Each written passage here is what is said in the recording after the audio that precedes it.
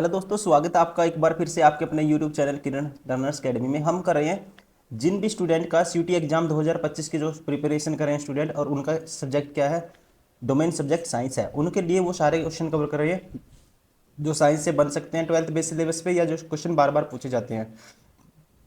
ये बुक भी आती है हमारे किरण पब्लिकेशन के, सारे क्वेश्चन इसमें आपको एज इट इज मिल जाएंगे। यहाँ से भी आप प्रैक्टिस कर सकते हो, एक जल्दी से, जैसे टाइम कम है आप रिविजन के लिए यहाँ से कवर कर सकते हो यूट्यूब से। फर्स्ट क्वेश्चन है, if a hollow copper pipe carries a direct current, the magnetic field associated with the current will be। तो ध्यान रखेंगे, for a point inside the pipe the current I threading the closed path is zero, always zero। तो यहां से answer क्या आएगा दोस्तों हमारा, option second, only inside the pipe. क्या होता है इनसाइड द पाइप, बी की वैल्यू आ जाएगी हमारे पास, field means magnetic field B, इसका जो रिजल्ट होता है ये mu naught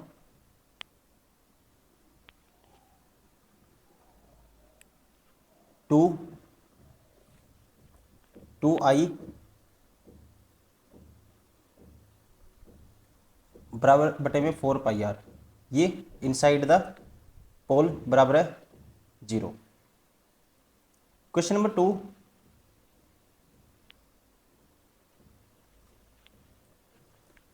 when a ferromagnetic material is created above its pure temperature then तब क्या होगा दोस्तों, तब होगा behaves like a paramagnetic, ठीक है ना। above pure temperature a ferromagnetic material behaves like a, यह has a paramagnetic material, option third is correct. Question number 3, the relation between the magnetic susceptibility XM related, इसका जो भी नाम है, ठीक है, इसे बोलते हैं ससेप्टिबिलिटी, मतलब सिंबल है ये, और इसकी वैल्यू है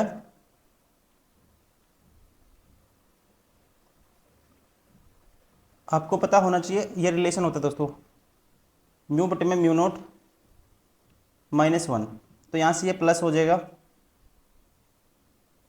म्यू आर, ठीक है, इसकी वैल्यू म्यू आर के बराबर, और म्यू आर की वैल्यू क्या आ जाएगी हमारे पास एक्सएम कैपिटल एक्स, आपको याद होना चाहिए बस, अब इसको नाम दे दो, एक्स स्मॉल एक्स लिख दिया मैंने, कोई बात नहीं, एक्सएम +1, ठीक है। तो यहाँ से किसके बराबर आया हमारा relation, option third is correct, ये आपको याद रखना है। Question number 4, for a diamagnetic material, for a diamagnetic material, ठीक है, तो आपने को ध्यान रखना है, for a diamagnetic material relative magnetic permeability, ठीक है, तो ये होता है म्यू आर लेस देन होता है 1, म्यू आर लेस देन 1, कौन सा option, option third is correct. Question number 5, most of the substance show which of the magnetic property, ठीक है, तो कौन सी शो करते हैं दोस्तों, most of the substance are paramagnetism, option second is correct. Question number 6, if a diamagnetic substance is a brought near north or south pole of bar magnet it is, तो क्या होगा, ध्यान रखेंगे क्या होगा दोस्तों, रिपेल्ड बाय पोल्स, ठीक है, repelled by poles, option second is correct. Question number 7, the vertical component of earth magnetic field is 0 at a place where angle of dip is, ये क्वेश्चन रिपीट हो चुका है दोस्तों, वेयर एंगल ऑफ डीप कितना होना चाहिए, वहां पे 0 होना चाहिए, ठीक है ना। वर्टिकल कंपोनेंट होता है आर साइन डेल्टा, या कुछ भी साइन थीटा ले लो, और थीटा की वैल्यू क्या होनी चाहिए 0, साइन 0 कब होगा, 0 कब होगा ये, जब साइन थीटा की वैल्यू 0 डिग्री होगी, option first is correct. Question number 8,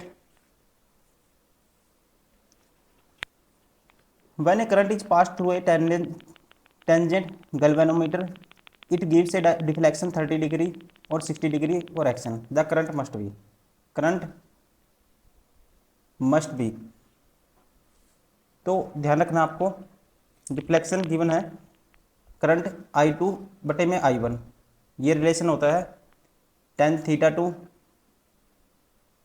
बटे में tan θ1।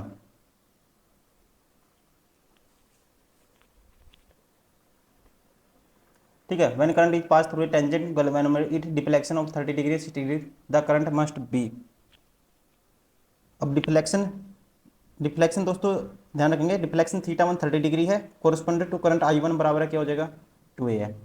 ठीक है, कोरस्पोंडेड I1 2A है। तो आपको फाइंड आउट करना है करंट I2 फॉर डिफ्लेक्शन θ2 बराबर है 60 डिग्री और θ1 क्या है 30 डिग्री। तो यहाँ से I2 बटे I1, ठीक है, और I1 बराबर है 2 एम्पियर। तो I2 डिफ्लेक्शन, ठीक है, तो ये कितना हो जाएगा 2 एम्पियर और यहाँ पे इसके बराबर है tan 60 डिग्री। tan 60 θ2 क्या है दोस्तों, tan 60 की वैल्यू होती है √3 और tan 30 1/√3। तो ये ऊपर जाके 3 बना देगा और I2 की वैल्यू यहाँ से डायरेक्ट क्या आ जाएगी 3 गुना 2 6 ampere. Option 4 is correct. Question number 9, A certain 100p of reduces 0.0157 m meter carries a current of 2 ampere the magnetic field at the center of the loop। ठीक है, ये दिया हुआ है I म्यू नोट बराबर है 4 पाई इंटू 10 की power -7। तो आपको बताना है b की वैल्यू। ठीक है, ये रिलेशन दिया हुआ है, b की वैल्यू आपको फाइंड आउट करनी है। एक सेकेंड, r की वैल्यू गिवन है कितनी, at a certain 100p reduces 0.015 centimetre carries a current of 2 ampere. ठीक है, तो r की वैल्यू है, रिडक्शन कितना है 0.15 इतने है। ठीक है, 0.0 सॉरी 0.0157 और j की वैल्यू दोस्तों कितनी है, इसको मान लेते हैं करंट 2 एम्पियर। b की वैल्यू b बराबर होता है म्यू नोट I, ये रिलेशन होता है। ठीक है, म्यू नोट I 12th में आपने यूज़ किया होगा बटे में 2r। पुट कर दो सबकी वैल्यू, ये होगा 4 पाई, इसकी वैल्यू कितनी है म्यू नोट की 4 पाई 10 की पावर -7 और I की वैल्यू 2 है बटे में 2r, 2 इंटू आर की वैल्यू है 0.0157। इसको आप कैंसिल आउट कर रहे होंगे तो ये आएगा, ध्यान रखेंगे 18 इंटू 10 की power -5 weber per metre square. तो ऐसा कौन सा ऑप्शन है, ऑप्शन 8 इंटू 10 की power 5 weber per metre square, option second is correct. Question number 10 है, a wire of length 2 metre carries of 1 ampere is bent to form a circle, the magnetic moment of the coil is, magnetic moment of the coil is। तो यहाँ पे 2 पाई are length कितनी है दोस्तों wire की 2 metre, मतलब इसका circumference बराबर है दिस 2। तो यहाँ से कैंसिल आउट करेंगे इसको, ये अलग क्वेश्चन है। ठीक है, तो आर की वैल्यू डायरेक्ट बताऊंगा क्या आएगी 1/पाई, आर की वैल्यू 1/पाई आ गई। मैग्नेटिक मोमेंट होता है, यहाँ इसको अलग करता हूँ एम, मैग्नेटिक मोमेंट एम बराबर होता है। ठीक है, और यहाँ पे कहता है 1 ampere is bend to the form a circle. ठीक है, तो मैग्नेटिक मोमेंट होता है 1 कर देंगे इंटू में एरिया ऑफ सर्कल। तो ये होगा दोस्तों 1 इंटू में एरिया ऑफ सर्कल क्या होता है पाई आर स्क्वायर, और आर की वैल्यू 1/पाई का स्क्वायर हो जाएगा, एक पाई से एक पाई कैंसिल हो जाएगा, तो ये आएगा 1/पाई। ठीक है, 1/पाई एम्पियर मीटर स्क्वायर। कौन सा ऑप्शन है 1/पाई, option 4 is correct. Question number 11, at a place of latitude 5 degree angle of dip is nearly, at a place of latitude 5 degree angle of dip nearly किसके बराबर होगा।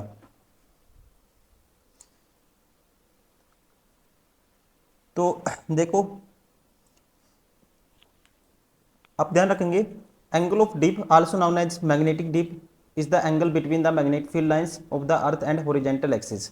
और ये देखो दोस्तों स्मॉल लैटिट्यूड के लिए ये होता है थीटा बराबर है 2 टाइम्स डेल्टा, ठीक है। और ये है at a place of latitude कितना दिया है, डेल्टा की वैल्यू दी है इसने 5 डिग्री, तो थीटा की वैल्यू क्या आ जाएगी, dip is angle of dip आएगा 2 टाइम्स डेल्टा की वैल्यू 5 डिग्री, ये आएगा 10 degree. Option first is correct.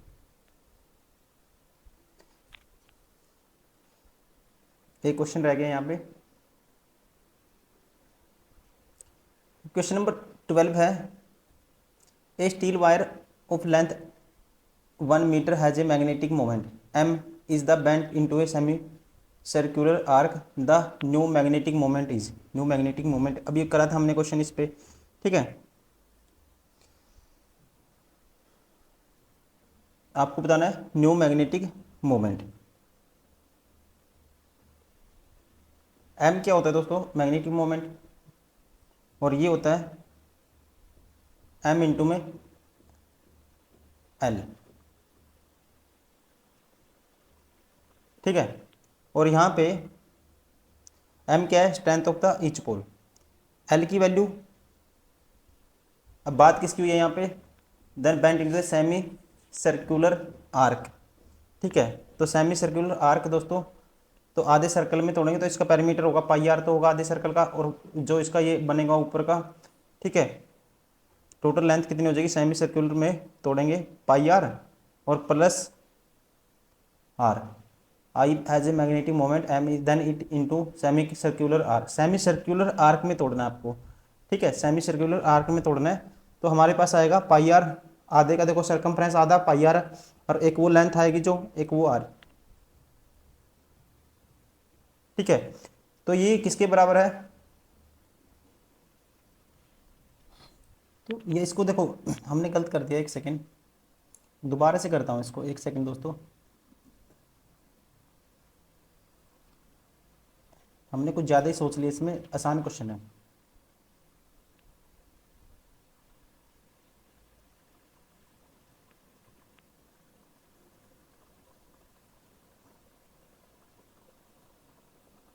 देखो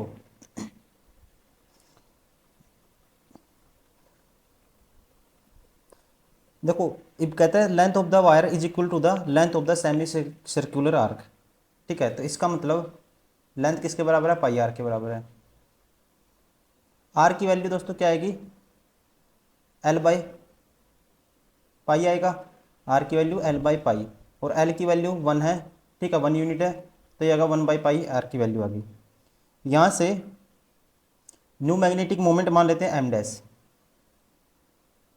ये होता है एम और इनटू में 2r, आर है distance between two poles, or 2r is the distance between two poles. तो यहाँ से हम कहेंगे, एक सेकेंड, आर की वैल्यू पुट कर दो, आर की वैल्यू पुट करोगे तो ये आएगा m इंटू में 2 तो है ही था, इसकी value 1 by pi, 1 by pi, तो ये आएगा दोस्तों 2m बाई पाई हो जाएगा, ठीक है, 2m बाई पाई। अब m क्या था, m ml के बराबर भी था, ठीक है। मैग्नेटिक मोमेंट क्या होता है, m बराबर है लेंथ इंटू में मैग्नेटिक स्ट्रेंथ इंटू में l, ठीक है। यहाँ से स्मॉल m की वैल्यू निकाल लोगे आप, ये होगा कैपिटल M बटे में l, कैपिटल M बटे l, और l की वैल्यू 1 पुट करनी है आपको, ठीक है। तो यहाँ से m डैश की वैल्यू क्या आएगी, फिर m डैश की वैल्यू इसमें पुट कर दो, तो स्मॉल m की वैल्यू क्या है, capital M divide by l की वैल्यू तो 1 है, ये था 2m बटे पाई, पाई तो है ही है बटे में, ठीक है। तो ये आएगा 2m बटे पाई, ऑप्शन कौन सा होगा, 2m बटे पाई, ऑप्शन सेकंड इज करेक्ट, ठीक है ना। Question number 13, when current is double deflection is also double in ठीक है, तो ये कब होता है ध्यान रखेंगे आप, ऑप्शन मूविंग कोयल गैल्वेनोमीटर। ठीक है, moving coil galvanometer, when current is double then the deflection is also double. ठीक है, किस में होता है दोस्तों, in case of moving coil galvanometer. ठीक है, इसमें जो आई डायरेक्टली प्रोपोर्शनल होता है थीटा के।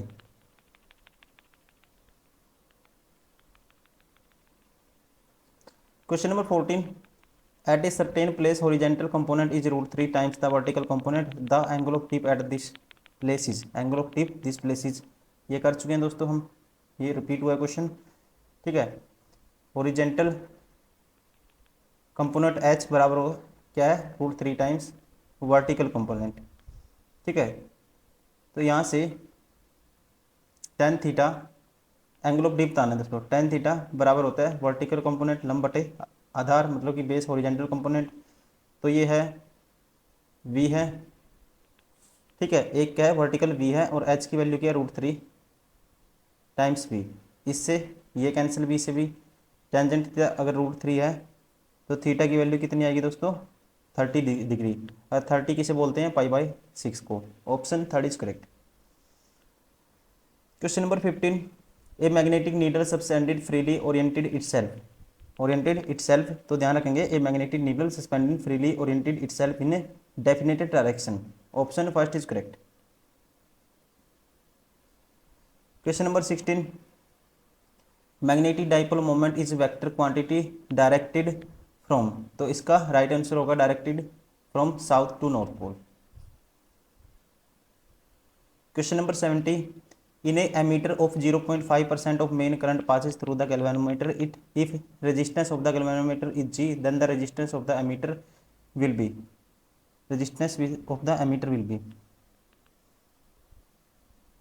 तो यहाँ से IG की वैल्यू दोस्तों,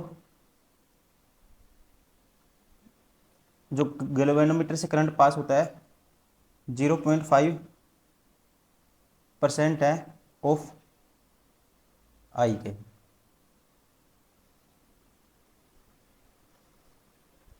तो कह सकते हैं दो जीरो हटा देंगे, इसकी परसेंटेज हटा देंगे तो ये हो जाएगा 0.005 टाइम्स ऑफ आई। ठीक है, आपको बताना है the resistance of ammeter will, the resistance of ammeter will. और ध्यान रखेंगे आई एस, वो करंट जो गैल्वेनोमीटर से पास नहीं होगा उसको दे दिया नाम आई एस। ये बराबर होगा किसके, टोटल में से माइनस कर देंगे आई माइनस आई जी, ठीक है, 1 माइनस 0.5% है तो 1 माइनस 0.5% कर देंगे आई जी, मतलब कि 0.005 इसकी वैल्यू थी, तो आएगा 0.995।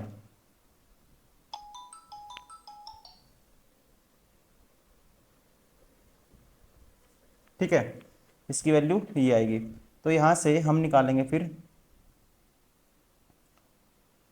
किसकी वैल्यू, एस की वैल्यू निकालनी है, रेजिस्टेंस। तो ये होता है दोस्तों, ध्यान रखेंगे आई जी इंटू जी बटे में आई एस। आई जी की वैल्यू 0.005% पास हुआ था, इंटू में जी, और इसकी वैल्यू 0.995। इसको कैलकुलेट करोगे ये आएगा जी बटे 199।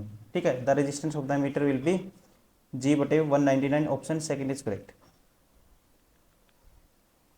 Question number 18, a particle having charge 100 times that of an electron is revolving in a circular path by the radius 0.8 meter with 1 rotation per second, the magnetic field produced at the center is। ठीक है, तो ये होता है, ध्यान रखना आपको, direct result 10⁻⁻17 mu not, 10⁻⁻17 mu naught. Option second is correct. Sorry, ये तो बाय है, बाय नहीं है दोस्तों, ऐसे मल्टीप्लाई में 10⁻⁻17 mu naught. Option first is correct. Question number 19, if a charge particle at rest experience no electromagnetic force, तो इसका राइट आंसर होगा due to magnetic field may or may not be zero. क्या होगा दोस्तों? If a charge particle at a rest experience no electromagnetic force, magnetic field may or may not be zero. Option first is correct. Question number 20 है, if A copper rod carries direct current the magnetic field associated with the current will be. ध्यान रखेंगे, in a copper rod the direct current from through whole of the cross section. इसलिए क्या होता है, magnetic field exist both inside as well as outside. Option four is correct, both inside and outside, both inside on outside. Option four is correct. तो चलिए दोस्तों, ये हो गए सारे के सारे ये क्वेश्चन हमारा जो चैप्टर नंबर 5 था, unit number 5, that is magnetism and matter. जितने भी क्वेश्चन बनते थे सारे के सारे 12th बेस पे हमने आपके एग्जाम, आपके CUET एग्जाम के लिए कवर किए। Thank you, bye bye, take care.